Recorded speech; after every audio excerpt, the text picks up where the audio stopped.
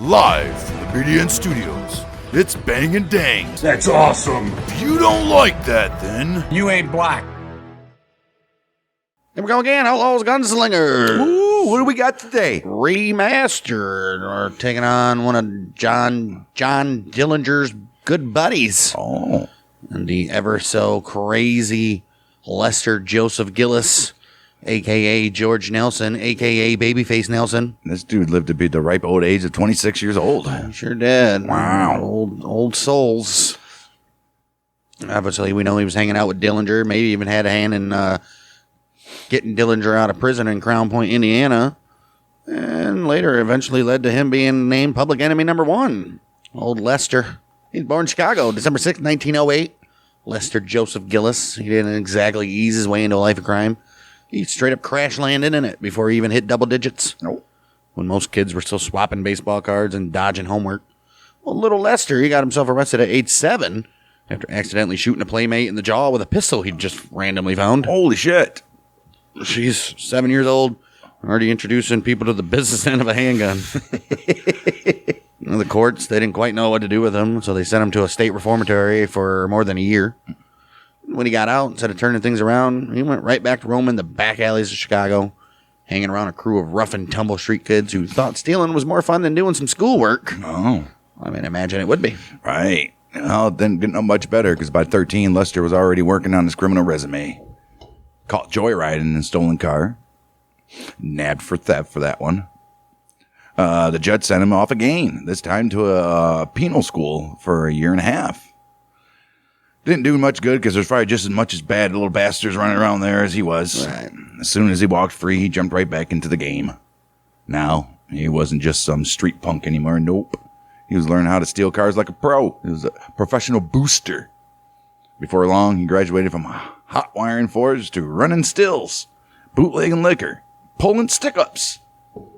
Somewhere along the line, someone took a look at his baby's smooth face and small frame, and they're like, Babyface. So they started calling him Babyface. His buddies, though, called him Jimmy. Why? Lester Joseph Gillis, they called him George Nelson, and his friends called him Jimmy. All right. He might have looked like a choir boy, but he was turning into something a lot more dangerous, which was a full-time outlaw with a growing taste for fast cars, easy money, and the kind of trouble you couldn't pray your way out of. Was it really fast cars in 1928? The fastest, yeah. I guess. By 1928, Lester Gillis, he had himself what looked like a normal gig at this time. That's a normal gig. Supposedly, he was pumping gas at a Standard oil station in his neighborhood. Like most things in Chicago back then, that station wasn't just for filling tanks. It was for filling pockets. Doubled as the unofficial clubhouse for a group of young crooks who called themselves the Strippers. Oh. Their specialty, you guessed it, boosting tires right off of parked cars. Wow. Go inside for a pack of smokes. By the time you came back out, your Ford was sitting on bricks. Damn. Just same thing as nowadays. Right. It was around this very time that old Babyface started rubbing elbows with the big kids. The Toy Gang. Tooey. The Tooey Gang. A crew of suburban toughs who had their hands in everything from bootlegging to racketeering. Nelson might have been small, but he wasn't invisible. And word spread fast that very kid himself can handle himself and handle himself pretty well. That very same year, he met a sales girl named Helen. Helen Wozniak. She wasn't some gangster's mole looking for a ride to the top. No. Just a regular little Chicago girl who fell for a guy with a crooked smile and a dangerous charm. They got married 2 kids later. And through all the chaos that followed, she'd keep his name, Helen Gillis. Well, I would assume so. She'd stick with him right up into the bitter end. Oh, good for her, right? Wow, but domestic life didn't slow old Babyface down. Just gave him more to lose. Within 2 years, he was running his own gang. They were done playing small ball. January 6th. Oh, shit. January 6, 1930, Nelson and his crew kicked in the door of the Capitol building. Looking for Mike Pence. Went and sat at Pelosi's desk. AOC's in the back crying. 3 blocks away. Right. Nelson and his crew kicked in the door of a magazine executive, Charles Richter's home. Tied the poor guy up with adhesive tape. Made off with about $205,000 worth of jewelry. It's kind of a couple million in today's money. Right. That's the kind of haul that turned local punks into wanted men overnight. The papers called them the Tape Bandits, a bunch of slick mass burglars who bound their victims like mummies and vanished into the Chicago night with the loot. Just like that, old babyface Nelson wasn't just another hood from the neighborhood anymore. He was making headlines. He was. Spring of 1930, he was done knocking over a gas station in Rick's folks' house. He was ready to play it in the big leagues. April 21st, he walked into his first bank job, cool as you please, and walked out around $4,000. That's it. Yeah. Not exactly Rockefeller money, but for a guy still wet behind the ears, it was enough to get the adrenaline pumping. Ooh-wee. A month later, he and his crew went back to what they knew best, breaking into homes. This time they cleaned up, swiping $25,000 worth of jewelry. Oh. Seems like the way to go. Right. Started looking like Nelson's small-time stick-ups were turning into a full-blown career for him. Yeah, that's what you got to do. Then October 3rd, 1930, he hit the Itasca State Bank for another $4,600. Wow. Not long after, a teller fingered him as one of the robbers. Not that it mattered, because Nelson, he wasn't slowing down anyways. 3 nights later, he pulled off one of the boldest scores of his young life. He robbed the wife of Chicago's own mayor, Big Bill Thompson. Oh, not Big Bill. He made off with $18,000 in jewels and a reputation that was growing faster than his rap sheet. Oh. When reporters asked Miss Thompson what her attacker looked like, she gave the world its first real description of the man behind the myth. He had a baby face. Right. He was good looking, hardly more than a boy. Dark hair, gray top coat, brown felt hat with the brim turned down. She's rubbing her nipple while she's Right. Hardly more than a boy. That little soundbite hit the papers. Suddenly the name Babyface Nelson wasn't just a nickname. It was a headline. It was his identity. Oh. Wow. Fame comes with heat, though. Nelson kept running hot. November 23rd, 1930, he and his crew botched a roadhouse robbery in Summit, Illinois. The job, well, it turned into a shootout. 3 people dead, 3 more wounded, and a pile of bodies marking Nelson's first real taste of blood. 3 nights later, they're back at it again, hitting a tavern on Waukegan Road. That very night, Nelson crossed another line, one that he could never, ever, ever come back from. He ended up shooting and killing a stockbroker named Edwin Thompson. It was his first known murder, and it sealed his reputation once and for all. The kid with that baby face wasn't just a thief anymore. He's a killer. Stone-faced killer. 'Cause he's a psychopath. No, killer. By the winter of 1931, party was over for the Tape Bandits. Cops had been stacking evidence for months, and one by one, the boys started dropping. Wasn't long before old Babyface got himself scooped up. The Chicago Tribune plastered his name across the headlines, calling him George Babyface Nelson, even though his real name is Lester Gillis. It didn't matter what they called him. The law had him cold. The judge, he ain't messing around. 1 year to life. In the Joliet State Penitentiary. Could have been a short stay. Could have been forever. Who knows? Never know. But Nelson wasn't the kind of guy to wait around and find out. Yeah. February 1932, during a routine prison transfer, he pulled off something that would become a pattern in his life. He escaped. Just slipped through the leash and vanished. With a little help from his old pals in the Toohey gang, Nelson headed west, chasing the horizon like an outlaw out of a dime novel. Oh. He popped up in Reno, Nevada, under the wing of William Graham. He's a local crime boss and gambler who didn't mind sheltering a hot-headed Chicago fugitive. Oh. From there, Nelson reinvented himself. New town, new name, Jimmy Johnson. Shit. 7 times. 7 times. Fuck yeah. Before long, Jimmy made his way to Sausalito, California, working for a bootlegger named Joe Parente. The Bay Area was crawling with crooks, trying to make a buck off the tail end of Prohibition. And Nelson, he fit right in. He hooked up with a couple of new faces, John Paul Chase and Fatso Negri, who would go on to be part of his tightest inner circle. Okay. All right, Fatso. Right. A few months later, during another Reno winter, fate threw Nelson into the path of Elbin Carpus. Oh, wow. We know these guys. He's a big name from the Carpus Barker gang. He introduced him to Eddie Bentz, a seasoned Midwestern bank robber with a professional touch. The two, they hit it off fast. It's the kind of friendship that involved maps, guns, and getaway cars. Oh, you like lots that? of money. That's a good friendship to have.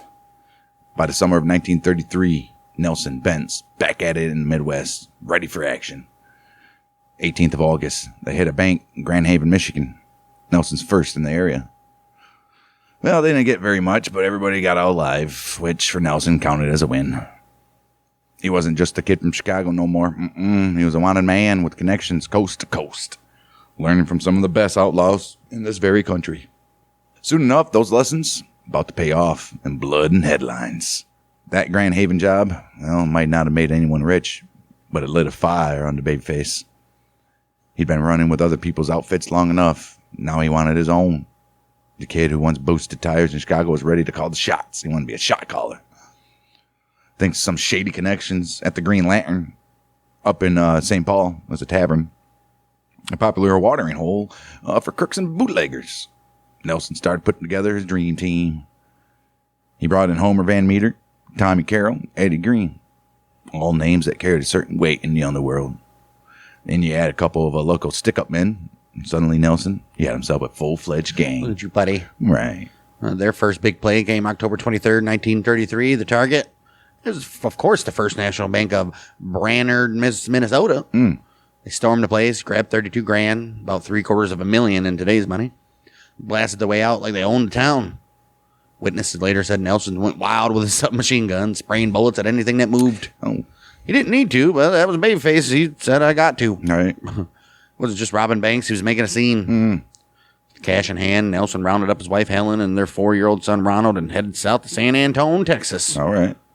Down there, the crew hooked up with Hyman Lehman, Okay. a black market gunsmith who was sort of like the Walmart for gangsters. Oh. Walmart sold modified machine pistols out the back door, that is. Right. Nelson, he picked up a .38 Super Colt that Lehman had converted into a fully automatic. Oh. Sleek, deadly, and loud. Exactly Babyface's style. That same gun, it would later be the one he used to kill an FBI agent at the Little Bohemia Lodge we'll get to. Yes, we will. December of 33, the law caught wind of a high-powered northern gangsters hanging around San Antone. A local woman tipped off popos, and within days, the place blew up in gunfire. Oh. December 11th, Tommy Carroll got cornered by 2 detectives. Instead of surrendering, he opened fire, killing Detective H.C. Perrin and wounding another, Al Hartman. Oh. Damn. Wow, the shootout blew the lid off their hideout. Yeah, but soon. Suddenly, the whole gang scattered like roaches under a light. Everyone bolted. Well, except for Babyface and Helen. The two of them went out west for the San Francisco Bay Area. This is where Nelson regrouped with his old pals, John Paul Chase and Fatso Negri. By spring, the new crew was ready, better armed and meaner than ever, and hungry for those banks. Babyface, he wasn't just running from the law anymore. He was building a legend. Because on the 3rd of March, 1934, the day John Dillinger pulled off one of the most famous jailbreaks in history, he supposedly carved a fake pistol out of wood, as we said before. He supposedly carved a fake pistol out of wood, painted it black, and walked out of the Crown Point Jail in Indiana like it was a Sunday stroll. But behind the scenes, it wasn't just some Hollywood magic trick. No. Word is the escape was greased by cash and contacts. Oh. A good chunk of both came from Babyface's group. Nice.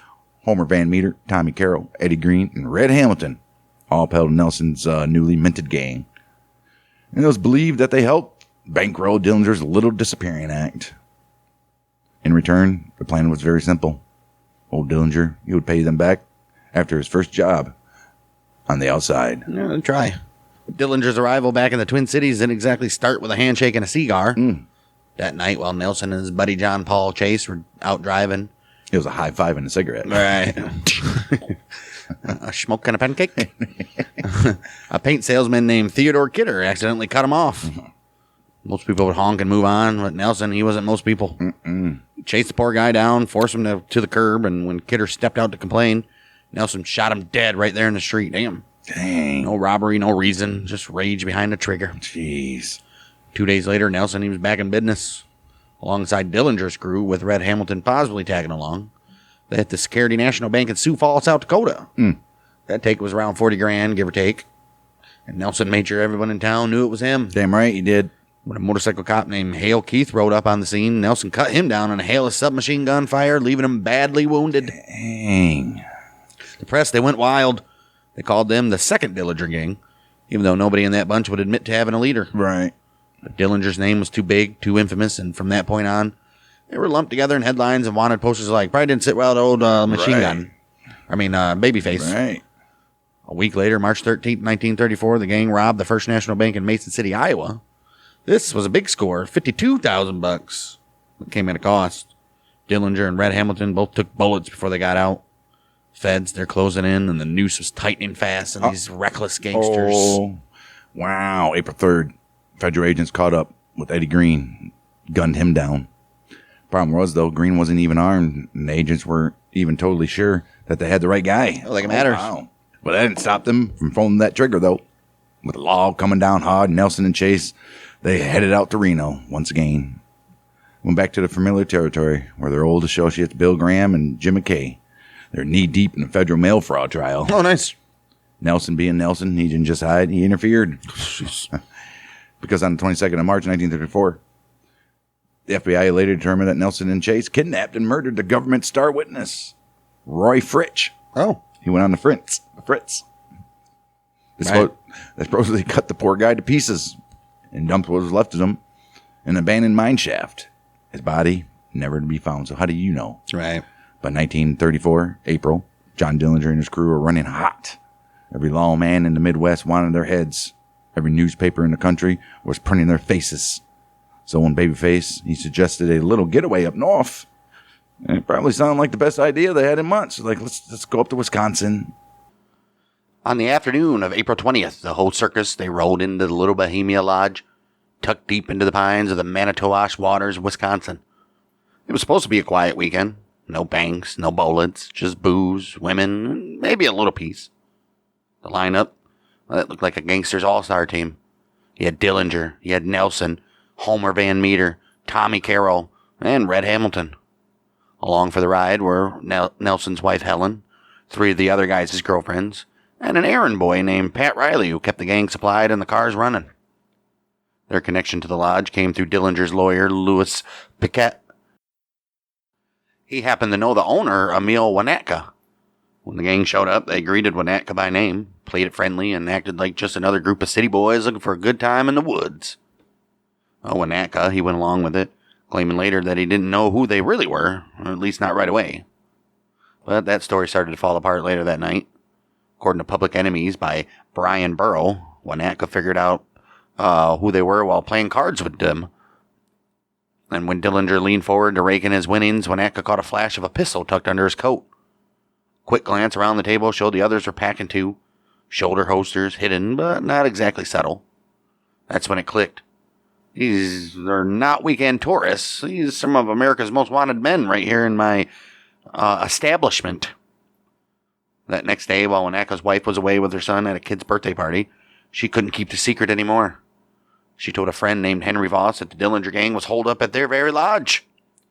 Voss, he made a call, and before long, the tip reached the FBI.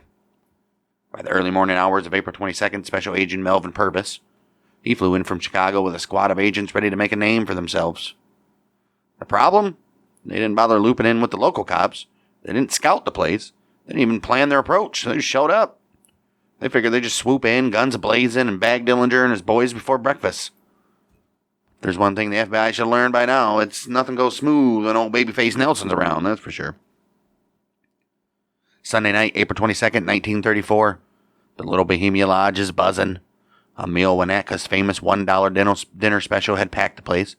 75 locals eating, drinking, and laughing, completely unaware that one of the most wanted gangs in America was holed up just a few feet away. As the last of the dinner crowd was heading home, a 1933 Chevrolet Coupe started rolling down the drive. Inside, there were three innocent customers, John Hoffman, Eugene Bueno, and John Morris. Just regular guys having a night out, eating some food. At that exact moment, FBI agents came tearing up the driveway, guns drawn, nerves frayed, ready to make history. They shouted for the car to stop. But the men inside couldn't hear a thing over the blaring radio. Then the agents, they opened fire. In a flash of gunfire and shattered glass, Boynu was killed instantly. Hoffman and Morris were hit, but they survived.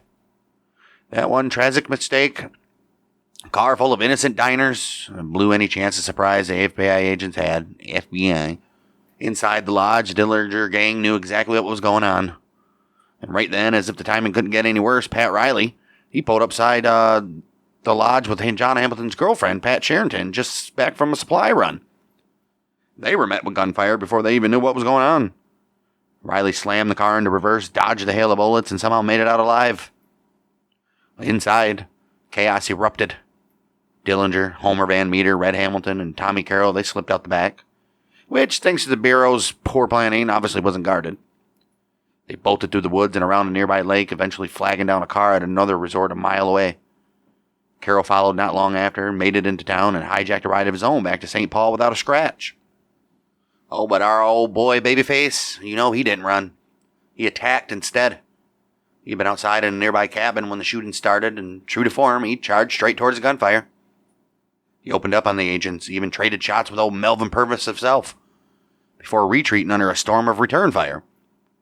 When things got too hot, Nelson slipped out the back and vanished into the Wisconsin woods, heading in the opposite direction from the rest of the gang. About 9 minutes later, he stumbled out of the trees a mile away, cold, furious, and desperate for a way out. He found it at the home of a couple named Lange. Nelson kicked in the door, took them hostage, and ordered them to drive him away. But when he decided their car wasn't fast enough, he had them pull into a bright house up the road, which was the home of local switchboard operator Elvin Corner. Elvin, he was already on alert after hearing the commotion from the lodge. He managed to call the authorities the second he saw the car pull up. Inside, Nelson took the Corner's hostage too. And as if the scene wasn't crowded enough, Emil Wanatka, the lodge owner himself, he showed up at the worst possible time, bringing along his brother-in-law, George Laporte, and a lodge employee. Nelson pointed his gun at all of them and ordered everyone inside. Then, deciding he needed a new getaway car, Nelson sent Corner and Wanatka back outside to the vehicle, unaware that a fourth man was quietly hiding in the back seat watching the entire thing unfold. The night at Little Bohemia had already turned into a circus, but the worst was still coming. After taking hostages and forcing Wanatka behind the wheel, Babyface was ready to get the hell out of here. Just as they were about to pull away, another car rolled up the driveway. And you guessed it, inside that were 2 FBI agents, W. Carter Baum and J. Newman, along with the local constable named Carl Christensen. Nelson stepped out of the shadows, gun in hand, and demanded to know who they were. The agents identified themselves, probably thinking they would keep things calm. But Nelson, he wasn't the calm type. Before anyone could blink, he leveled his fully automatic Colt pistol, same one he'd bought months early in San Antonio, and unleashed hell. Baum was hit 3 times in the neck and went down instantly. Christensen and Newman, they were both riddled with bullets, but they somehow survived. Later, Nelson supposedly said that Baum had me cold and couldn't figure out why the agent hadn't fired first. Well, that answer came after the smoke cleared. As Baum's safety, it was still on. Damn. Nelson, he then climbed in the FBI car, tossed his hostages aside, and tore off down the road. But luck finally turned on him then. Less than 15 miles away, one of the tires blew, and when he tried to change it, the car sank deep into the Wisconsin mud. Stranded and furious, Nelson ditched the vehicle and disappeared into the woods. For several days, he hid out with a Chippewa family in a nearby cabin, laying low and waiting for the heat to die down. When that heat did die down and the time was right, he sold another car and vanished once again. Back at the lodge, the FBI was still cleaning up the disaster. 3 of the gang's women, including Nelson's wife Helen, they were captured and dragged in for interrogation. The Bureau grilled them hard, desperate for leads. Eventually, all 3 were convicted of harboring criminals, but released on parole. The headlines the next morning were brutal, as you would expect. An FBI agent and an innocent civilian are dead. 4 others, 2 of them innocent bystanders, are badly wounded. Every single member of the Dillinger gang, gone. The press, they tore into the FBI, calling the raid a complete debacle. There were calls for J. Edgar Hoover's resignation and petitions demanding that Melvin Purvis be suspended. The supposed triumph of federal law enforcement had turned into a bloody, embarrassing mess. And old Babyface Nelson had walked away from it all, still grinning.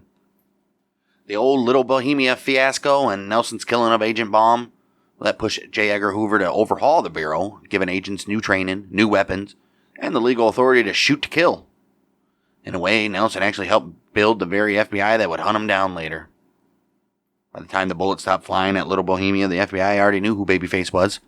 His name had been on their radar for 2 weeks. But now, after gunning down Baum, Nelson wasn't just another outlaw. He was front page news across America. Overnight, he went from Dillinger's hot-headed sidekick to public enemy number 1 on Hoover's personal list. The Bureau was taking a beating in the press for the Little Bohemia disaster. But Nelson's rampage gave them a scapegoat. Instead of asking why the raid went so wrong, the headlines focused on the babyface killer who murdered an FBI man in cold blood. Hoover and Purvis suddenly had an easy way to shift the heat and point every single finger at Nelson. Well, the next day, Dillinger, Homer Van Meter, and Red Hamilton, they were running north when they barreled straight through a police roadblock near Hastings, Minnesota. There, gunfire erupted and a ricocheted bullet struck Hamilton in the back. It wasn't an instant kill, but the wound was bad. Really bad. The gang went to ground, hiding him in safe houses while the law closed in. By the end of April, Hamilton dead. Dillinger and Nelson helped bury him in a secret place somewhere near Aurora, Illinois. No headstone, no marker, just another ghost from an outlaw trail. 2 months later, the gang, they took another hit. June 7th, Tommy Carroll, he got cornered by the police in Waterloo, Iowa. He tried to make a run for it and ended up dead in the street. Carroll wasn't just another gunman to the Nelsons. He and his girl, Jean Crompton, they had been tight with Helen and Lesser ever since Little Bohemia, losing him hit close to home. After that, Nelson and Helen vanished again. They drifted around Chicago, keeping off the radar, riding in roadside tourist camps, cheap motels, anywhere they can blend in, really. Every once in a while, they'd risk a quiet visit with the family, but for the most part, they lived like ghosts. Always moving, always armed, and always looking over their shoulders. Meanwhile, the feds, they're still cleaning up what was left of the old crew. June 27th, Pat Riley, the errand boy who'd barely escaped the hail of bullets at the Little Bohemia, he got nabbed in St. Paul, Minnesota. With him behind bars and most of the others dead or scattered, the Dillinger gang was done. But, unfortunately for the FBI, old Nelson, he wasn't done. June 30th, 1934, a hot summer morning in South Bend, Indiana. The folks at Merchants National Bank, they're just settling in for another good old day of business. And that's when a black Ford sedan rolled up in front, packed with trouble. Out stepped John Dillinger, Homer Van Meter, and Babyface. They at least had 1 or 2 extra guns along for the ride as well. Who those extra guns were, that depends on who you ask. Some witnesses swore one of them was Pretty Boy Floyd. You covered him a couple episodes ago. Or no, we haven't covered him yet. That was Machine Gun Kelly. Well, we'll be covering Floyd probably next episode. Others say it was Nelson's old pal, Jack Perkins. It's the same kid he'd run Chicago streets with back before the headlines. Perkins was later hauled into court for it, but walked free. And Joseph Fatso Negri, Nelson's gopher from old California days, he later claimed Floyd was there for sure. Either way, it was a full crew and a well-oiled plan. When the job kicked off, a local cop named Howard Wagner was standing outside directing traffic. He spotted the chaos, reached for his gun, and never made it, though. Van Meter, keeping lookout by the door, opened fire and dropped him dead right there in the street. This is escalating quickly. Inside, the gang worked fast, cleaning out the vault. But outside, Nelson, he was in his element, spraying bullets and grinning like a man born for it. A local jeweler, Harry Berg, saw the commotion from across the street. He grabbed his gun and actually managed to put a round in Nelson's chest. Problem was, Nelson, he's wearing a bulletproof vest. The slug bounced off, and Nelson turned the air around Berg's store into a lead storm. Berg dove for cover, his bullets shattered his windows, and a bystander sitting in a parked car caught one in the crossfire. Then came one of those wild moments you only get in a Nelson story. A teenage kid named Joseph Pawlowski, full of guts, or maybe just stupid, or maybe crazy, maybe both. He tackled Nelson from behind. Nelson wrestled with him for a little bit, before cracking him in the head with his gun, knocking the boy cold. A few minutes later, Dillinger and the man believed to be Floyd burst out of the bank with bags stuffed full of cash. About 28 grand. They didn't come alone either. To keep the cops from shooting, they brought 3 hostages with them, including the bank president, using them as human shields. Human. Didn't work, though. The police opened fire anyways. Well, 2 of the hostages went down wounded, and Van Meter caught a bullet that grazed his head before the gang piled in their car and tore off down the road. When that smoke cleared, the streets were littered with shell casings and broken glass. 1 officer dead, several bystanders hit, and South Bend left in shock. It was chaos, pure and simple. But the gang got away again. For Dillinger, Van Meter, Nelson, and whoever else was in the car, South Bend would be the last confirmed robbery ever pulled off by them. After that, those walls, they started closing in fast. By July, the noose, it was tightening. Every newspaper in America had Babyface Nelson's picture on it, and every G-man in the country wanted to be the one to bring him in. So Nelson did what he always did when things got too hot. He ran. He and his wife Helen took off for California, joined by his loyal partner in crime, John Paul Chase. 3 of them drifted west, keeping low, keeping quiet, and staying one step ahead of the Bureau's manhunt for now. But something about the Midwest, Nelson just couldn't stay away from it. July 15th, they returned to Chicago for a reunion with what was left of the old gang. That meetup didn't last long. 2 Illinois state troopers, Fred McAllister and Gilbert Cross, they just happened to roll up on him. Nelson didn't wait to find out they recognized him. He whipped out his modified machine gun pistol and opened fire on their patrol car. Both troopers were hit, crossed badly, but somehow they both lived. For a while, nobody knew for sure if Nelson had been the trigger man, but later John Paul Chase confessed. He said, yeah, old Babyface, he was behind the trigger that day, because of course he was. Just a week later, the outlaw world turned upside down. July 22nd, John Dillinger walked out of the Biograph Theater in Chicago and straight into an FBI ambush. A few shots later, public enemy number 1 was lying dead on the pavement. The FBI didn't waste any time naming a new target. That very next day, they handed the title straight over to Pretty Boy Floyd. But Floyd, he wouldn't hold it long either. 3 months later, October 22nd, agents, led once again by Melvin Purvis, they gunned him down in an Ohio cornfield. When the smoke cleared, J. Edgar Hoover stepped up to the microphones and announced the new public enemy number 1. You guessed it, Lester Joseph Gillis, none other than Babyface Nelson. Well, by this time, Homer Van Meter, he'd been ambushed and killed by police in St. Paul. And that left Nelson as the last man standing from the press had dubbed the Second Dillinger Gang. Everyone else was dead or locked up. In the months that followed, Nelson and Helen, they stayed on the move, with Chase tagging along as their third wheel. They drifted west once again, with Sacramento, San Francisco, Reno, Las Vegas, living out of auto camps and roadside cabins, always with a gun and within reach. For a stretch in October, they laid low at Wally's Hot Springs outside Genoa, Nevada, pretending to be just another couple on the road, enjoying the old hot springs. But by November, they were back in Chicago, restless and cornered. Now, no one really knows where Nelson went or what he was planning in those last weeks, but the FBI thought they had a lead. They believed he might circle back to one of his old hideouts, the Lake Como Inn in Lake Geneva, Wisconsin, maybe. So they set up surveillance, staking the place out and waiting for Winter and Nelson.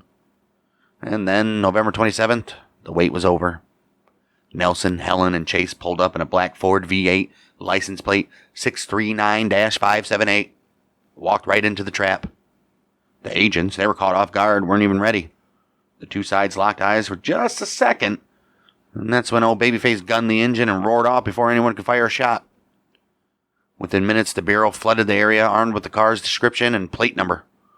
They didn't know it yet, but the chase that had started in Chicago years earlier was about to end in a storm of gunfire on a lonely Wisconsin road. Well, after Nelson hightailed it out of there, somewhere near the river, or the Fox River Grove, Nelson spotted a sedan coming the other way, which was driven by FBI agents Thomas McDade and William Bill Ryan. It's noted it's not the FBI at this point either. It's the Bureau of Investigation, BOI. Both sides recognized each other instantly. Tire squealed, U-turned, spun out, and within seconds, Nelson was chasing them, his faster Ford bearing down on the agent's slower car. Chase leaned out the window and opened fire. The agent shot back, bullets flying across the highway. Neither side was hit, but Ryan managed to land a lucky round that punctured the Ford's radiator and water pump, an invisible wound that would cost Nelson dearly a few miles down the road.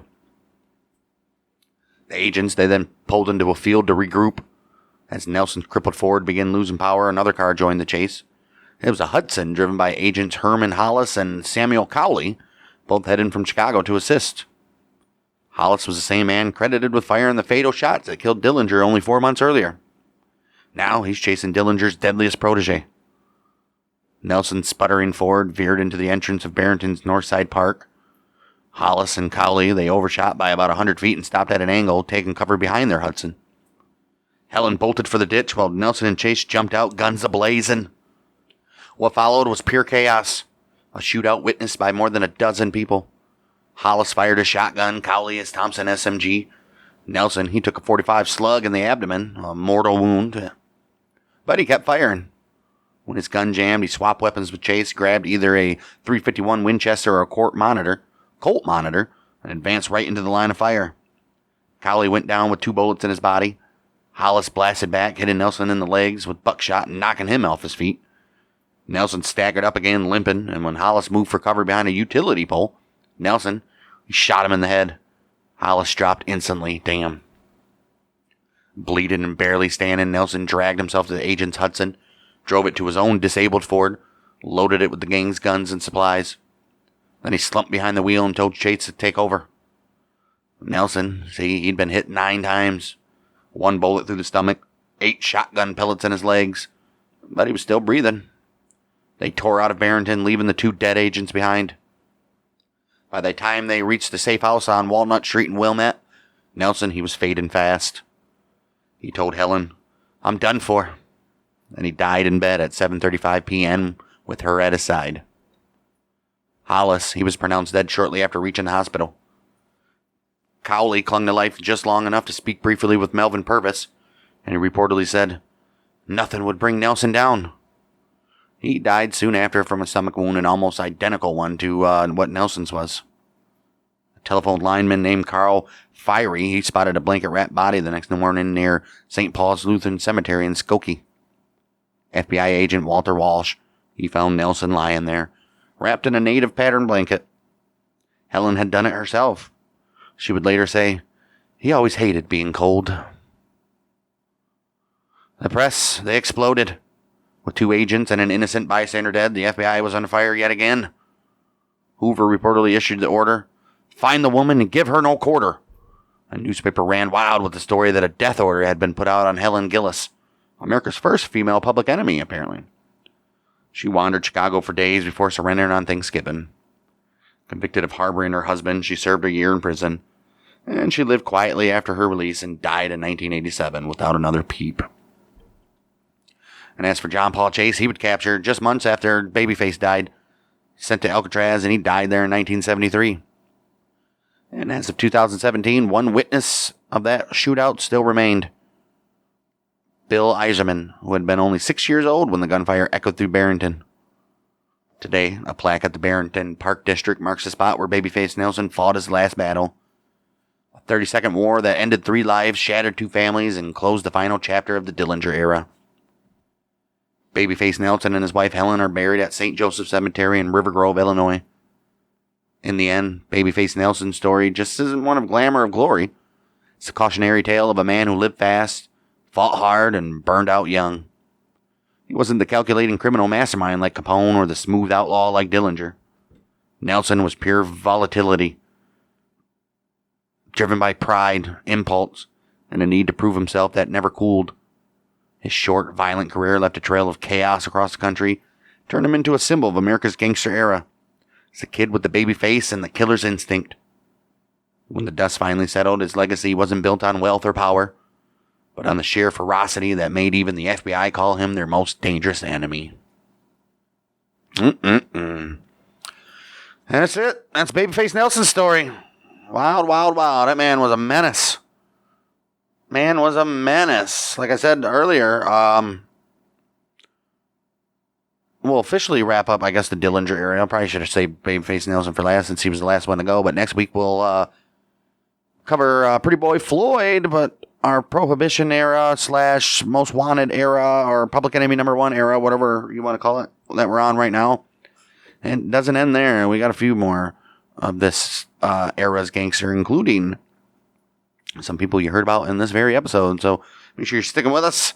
Give us a like, subscribe, comment, share us with your friends, leave a review on a podcast network that you're listening to, all that good stuff. And we'll see you next week for more Outlaws and Gunslingers Remastered. We'll be back with Pretty Boy Floyd next week. We'll see you then, where the month of Michigan is with. Bye night.